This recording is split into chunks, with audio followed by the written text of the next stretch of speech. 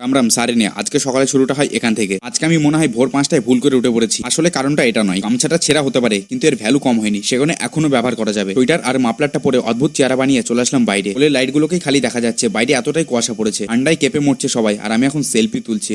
ব্রাশটা হাতে নিয়ে দাঁতটা মেজে চলে আসলাম ঘরে। এদিকে মাকে দেখো, এখনো ঘুমাচ্ছে। মা অনেক কাজ করে সারাদিনে, তাই মাকে আর বেশি বিরক্তি করলাম না। সকালবেলায় খেলাম খালি পেটে 1 গ্লাস জল, এরপর চাটা বানিয়ে আমার মাতাশ্রীকে দিলাম। ঘড়িতে বাজে 11টা, কি খাবো সেটাই ভাবছি। মা বললো একটা ডিম সিদ্ধ করে খেতে। ডিম সিদ্ধটা বসে দিয়ে আমার কিছু ভয়েস ওভারের কাজ বাকি ছিল। কাজ করে উঠে দেখি ডিম সিদ্ধ রেডি। সকালটা তো একটা ডিম সিদ্ধ খেয়েই চলে গেল। আমি রুটি খাই, ভাত খাই না। সন্ধ্যাবেলায় মোবাইলে বসে রিলস দেখছিলাম, সেটার মশাটার পছন্দ হয়নি, তাই তো আমাকে বিরক্তি করতে এসেছে। মা ভাবছে আমি নাকি টাকা নিয়েছি। বাজারে যাওয়ার জন্য মা দিল 100 টাকা। এই ভয়ঙ্কর রূপ ধারণ করে সাইকেলটি নিয়ে চলে আসলাম চা পাতার দোকানে। 100 চা আর সঙ্গে 10 টাকার একটা সস্তা কফি নিয়ে চলে আসলাম রেল বাজারে মুড়ি কিনতে। বাড়ি যাবার সময় জয় মা কালী বলে চলে আসলাম বাড়ি। আমার মায়ের একটাই সমস্যা, বাজার করে এনে দিলে হিসাবটাও বোঝাতে হবে ভাই। তাও আবার 5 টাকা কম হয়ে গেছে। বাই দ্য ওয়ে, মা অর্ডার দেয় কফি বানানোর জন্য, তাই চলে আসলাম রান্না করে মায়ের আজ্ঞা পালন করতে।